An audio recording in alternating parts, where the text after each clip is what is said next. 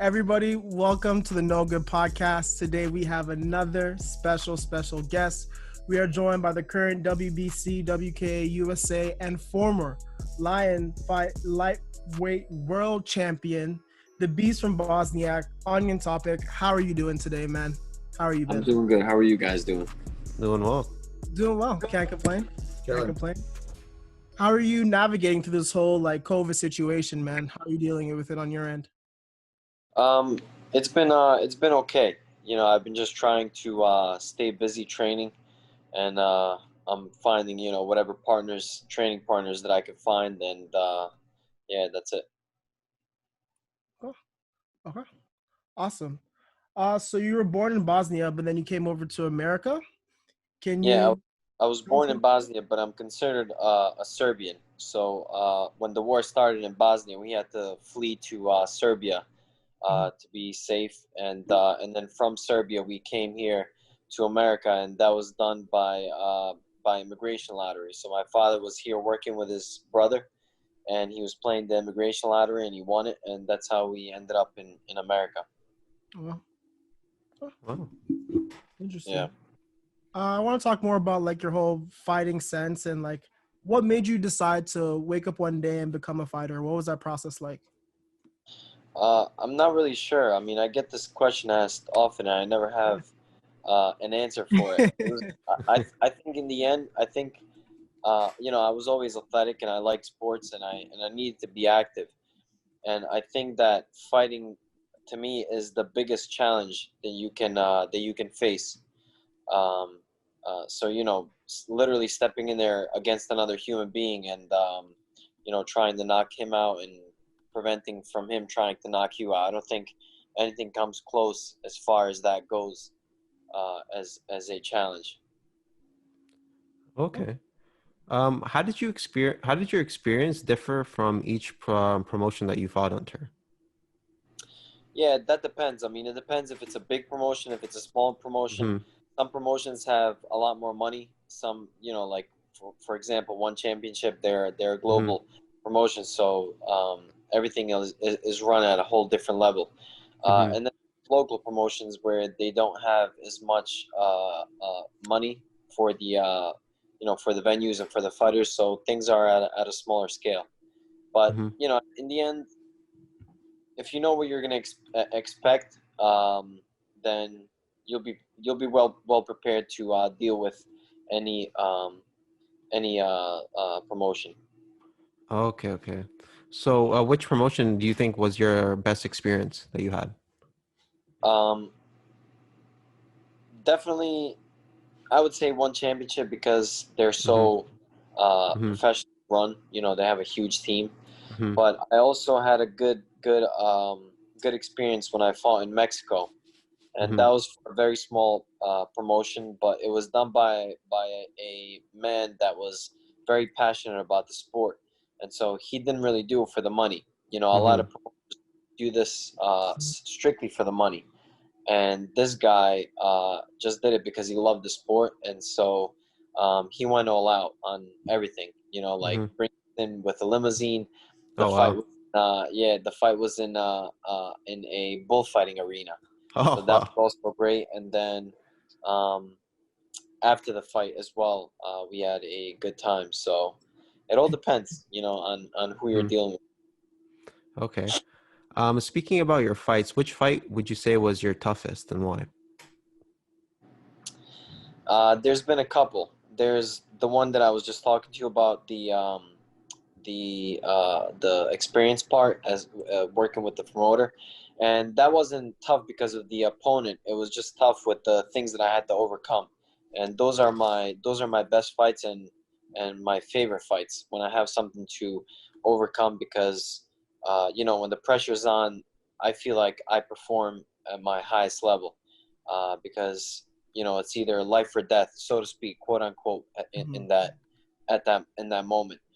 And with that particular fight, I was down on points because the fighter kept complaining to the referee that I kept headbutting him or something like that, and that wasn't the case. So I was fighting in their hometown. This was in Mexico. The fighter was Mexican, so I was already worried about the decision. And then finally, throughout that whole time, I was on track to losing that fight just because of the issues that I was having in the Mm. fight. And then I hurt my right eye, which is the only good eye that I have. My left eye isn't that good, so I can't really see anything. The depth perception is off, Mm-hmm. so it's basically useless. So this eye started closing down. I wasn't able to see anything, so I had to only rely on this eye, which is the bad eye, where the depth perception is off, and then it's all blurry and stuff. So that was something that I had to overcome, and then I had to literally knock this guy out, or I wasn't going to win the fight. And I ended up knocking him out, and so I ended up winning that fight. And then another fight was in Thailand, and I just came in with a lot of injuries and lots of issues with my body. And I wasn't able to utilize all of my weapons, and this was at like an elite level fighter that I was facing. So he was basically beating me throughout the whole fight. I was like losing every round, and the only way to win is to knock him out. And I just bit down on my mouthpiece, and I went in there and knocked him out. Wow. Nice. Yeah. That's awesome. That's awesome. You've also fought like over in one. You kind of fought in those the 4-ounce gloves. Can you talk a little bit about that? And did that? I'm curious. Did that change your game at all in terms of how you would fight a Muay Thai fight regularly? Obviously, when you got the bigger gloves, it's a little easier to block. Can you talk about the differences there, if there is? Yeah, exactly what you said. Your guard has to change when you're fighting with the smaller gloves, because everything just pierces through. So it's definitely easier to block punches with the bigger gloves. And then not only that, but the on the outgoing end, when you're punching somebody, we as fighters, having fought with big gloves our whole entire career, we don't necessarily punch the correct way. Sometimes you're punching with like weird angles and knuckles. And then, so when you put on the smaller gloves, you have to relearn how to punch. Otherwise, your wrist is going to get messed up. Your hand is going to get messed up. You're going to have a lot more injuries. So I had a lot of injuries when I first fought with the gloves. And even even afterwards, when I fought a second time with those gloves, my hands were hurting a lot, because it's just a whole different dynamic with the smaller gloves. So would you say that like as far as Muay Thai or kickboxing in general, do you think that they shouldn't ever do that sort of thing? Do you think they should not do that? Or do you think maybe MMA should change those gloves to protect the fighters a little bit more?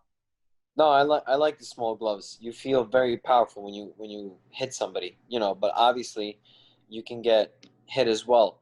And so I think as long as you're in the right weight class, it's not really much of a difference when you get punched, aside from getting cuts easier. And so that could be a problem. But no, I'm okay with them leaving those gloves on. Like I said, as long as the fighter knows what weight class they belong in, then it should be okay. For sure. Have you ever thought about transitioning to MMA at all? Has that ever interested you? I know MMA is pretty big. It's pretty massive, especially in America. Yeah. No, I have no interest in MMA. I still have a lot to overcome and achieve in Muay Thai. And so I think that's going to be like a lifelong goal for me. I'm never going to be satisfied with what I've done in Muay Thai, and there's always going to be probably something else for me to chase after. And until that happens, then I'm not looking into any other sports. Okay, right on. What piece of knowledge or training would you say made you evolve the most as a fighter? Focus. Okay. I think that kind of solves everything. That word right there, it covers all bases. I was always focused, and I had my basically my mind on one thing only. I didn't let anything else come in between that, with personal or a professional issue that I had, even with work. Muay Thai came for me as number one, and so everything else worked around Muay Thai for me. Even when I was an amateur, I was a professional in what I was doing. Besides, not getting paid, and so I took that very seriously.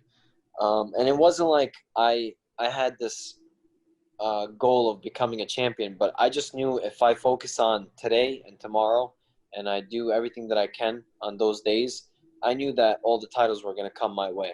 There was no Mhm. way that they're not going to come my way, because you're Yeah. putting in so much effort and thought and, again, focus into your craft and what you're doing, that no matter how long it takes, it's going to come. And it took a long time. It took years, 10 years minimum. But sure enough, all those things came along. I'm curious because I think there is sort of a misconception, especially with, well, pretty much just fans that are not really bigger fans of kickboxing and Muay Thai. I think especially someone who's never really seen the two, they wouldn't know the difference. Do you think you could like explain to us the differences, whether it's scoring or just the style of the two arts, I guess, or the competitions, I should say? Yeah, it's funny that you say this, but I feel the same way between, like, let's say, other sports. And my father was a professional soccer player, and I always ask him, like, what's the difference between European professional, like, elite level, and then MLS or something like that? And he just like laughs me off. It's like silly. The question's even silly for him to go into answering it, but there's a huge style difference, and like you said, with kickboxing and Muay Thai, it's a whole different sport, and I think that's what people who don't have experience don't really understand. They just see two guys kicking and punching each other, but if you just eliminate one aspect of the game from either sport, it just changes everything around. So the scoring is different, and then of course the techniques are different. So just you taking out the fact that you can't throw elbows, that's going to change the whole style and the rhythm of the sport. Clinching, taking that out is going to change things from kickboxing. Um, and then as far as the scoring goes, there's some things in kickboxing that score, and in Muay Thai they don't score. The way you block a kick, you can just leave your hand up here. That kick comes, you block it like this. In kickboxing, that's considered a block. In Muay Thai, it's not considered a block until you bring up your leg as well and create that wall. So yeah, there's a lot of differences between the two, and those are some of the simple differences. Okay. What accomplishment would you say are you most proud of in your long career? Um, I'm gonna be honest with you, none of it. I, Really? I don't really Really? think. Yeah, I don't really think in that way where I'm proud, because, like I said, I haven't achieved everything that I want to achieve, and I Mm-hmm. haven't um, I haven't gotten to the top of my ability. So until I do that, and even when I do it, get to that goal, I'm still not going to be happy, and I'm still not going to feel like I'm proud of myself. Mm-hmm. Yeah, maybe when I get older and I'm in my 40s and 50s, then maybe that type of mentality is gonna, you know, come. But as of now, I'm not really proud of any of the achievements that I've done. For me, it's just about continued work, and that's it. And that's how I think. Yeah, that's interesting that you say that. They do say that how fighters, it's really important for them to always have that hunger. And sometimes even if you become a champion or something, you lose that hunger, right? So it's interesting to see that even if like everything goes well with you, you'll still have that hunger in you, and that's something that you still think about. Yeah, absolutely. Well, just to add on to that, if let's say you're fighting for a title, world championship, before you go up against that guy, you're extremely hungry because it's something new. It's a Yeah. new it's a new goal that you have to attain, and so you're going to be fighting at your best. But then when you start defending that title, now it's a lot more difficult, because now you're not as hungry for that, to defend that title, unless maybe it's like an opponent that's like very good, and you've always wanted to go up against that opponent. Then yeah, maybe there's going to be some kind of underlying hunger, but those are things that mentally you have to battle against. Hmm. Yeah, for sure. It's like that classic Rocky movie scenario, where he loses the hunger after winning and then he has Right. to go to Russia and get back that Yeah. hunger. Yeah. It's really Exactly. important in Right. fighting. Yeah. Oh man. I just want to ask you, like, how and why did you make your transition to becoming a sought after professional speaker? Because I think I have a lot of knowledge as far as the mental aspect of trying to overcome things and becoming successful. And I think if you achieve it in one aspect of your life, then you can achieve it in every other aspect of your life. As far as it's just important that you know exactly what you want to go after. And so yeah, it's the underlying message is always the same. It doesn't matter if you're an athlete, if you're a CEO of a company. It really doesn't matter. CEO of like a small company. The message is always the same, and the mentality is always the same. And so I think I have that knowledge of doing that, and I can share that with people who need that extra push. Okay. Well, this is the No Good podcast. You know, we are do a lot of the music, so I have to ask you this question for our listeners. What music do you listen to like get you in the mood for training or right before fights? Uh, Music doesn't really get me in the mood or Okay. prepare me to fight. That's just something that has to happen here. You Mm, can't really take motivation from the outside. Motivation is like fleeting for me, and so you have to be able to motivate yourself. And the motivation comes from that end goal, just the chase, the actual chase. That's it. That's the only motivation, because I don't like to train, and I don't enjoy training necessarily. I mean, if I take it easy and just have fun, then yeah, training is cool. But when you're preparing for a fight, it's not fun, and when you're giving 100% of yourself, and you're working at like 90% of your capacity and your max, it's not a good time. And so that's where the motivation lies. But I still do. With that being said, yeah, I mean, I'll throw on music when I'm training every once in a while, yeah. uh, just just because it's there. But I'm not gonna put music ahead of what I need to do in the ring and training. Things are not gonna stop because I need to listen to like a certain music to get me pumped up. That's never gonna happen. Okay, I respect that. I respect Yeah. that. So, Anya, what do you do in your free time? Is it pretty much just all fighting, all goal focused sort of stuff, or is there anything you do to kind of like to hang out? Yeah, I don't really hang out too much and go out. I feel like I'm too old for that stuff now. But but yeah, I mean, the only things that I do are things that are gonna better me as I'm not gonna say as an individual, but I'm saying like monetarily. I'm trying to just make money now while I can, while I still have my the ability to do that. So Yeah. I do my design work. I have a lot of clients that I do graphic design for, and specifically speaking, logo design and brands and stuff like that. So Nice. I went to school for that. So that's what I still focus on. And then outside of that, I just try to build my brand as well, for my fighting, so I can hopefully have something to fall back on when I retire.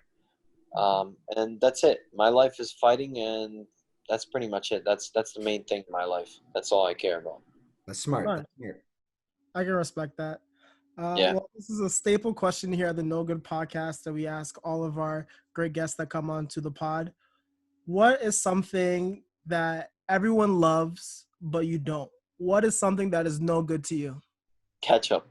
Yes. Yeah, Okay. catch I up. can agree with that. I Disgusting. back that. I back that My actually. guy. Okay. Disgusting. Ketchup, mayonnaise, ranch, Nice. you All name the it. All those condiments. nasty sauces. Get 'em Yeah. away. That definitely only helps you though, for sure. Especially if you're fighting so much, trying to keep the weight down, right? Yeah, absolutely.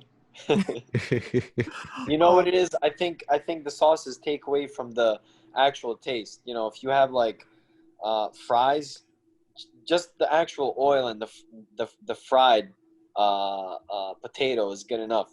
That mixed right? together, that's good enough of a taste. Why add on anything else, or like putting some kind of sauce on a steak? You got to go to jail That's for that. that's just Yeah. I mean, I think that would change my opinion of someone if they put sauce on steak, to be honest with you. Yeah, that's what I'm saying. For sure. It's like those people who put all those sauces on like sub sandwiches and stuff like that. They Right. turn into like soup. It's not even a Yeah. sandwich anymore. Right. Oh man. Well, on your topic, just before we go, can you let our listeners know where to find you, what's happening next for you, and your socials? Yeah, you guys can visit my website, topicfight.com, and then all my social media is at Topic Fight. And so, yeah, that's how you guys can reach me. You can send me a DM, whatever. And currently I'm trying to get back into Thailand. They have a lot of restrictions right now, and so I'm looking at end of January to be going back, and I'm gonna try to spend most of the year next year in Thailand because I have a lot of catching up to do. I missed a whole year basically of training and fighting, so or fighting. I've still been training, but Yeah. fighting, so I have to get back over there. Awesome. Well, we thank you for taking so much time or out of your super busy schedule. We really do appreciate it here at the No Good Podcast.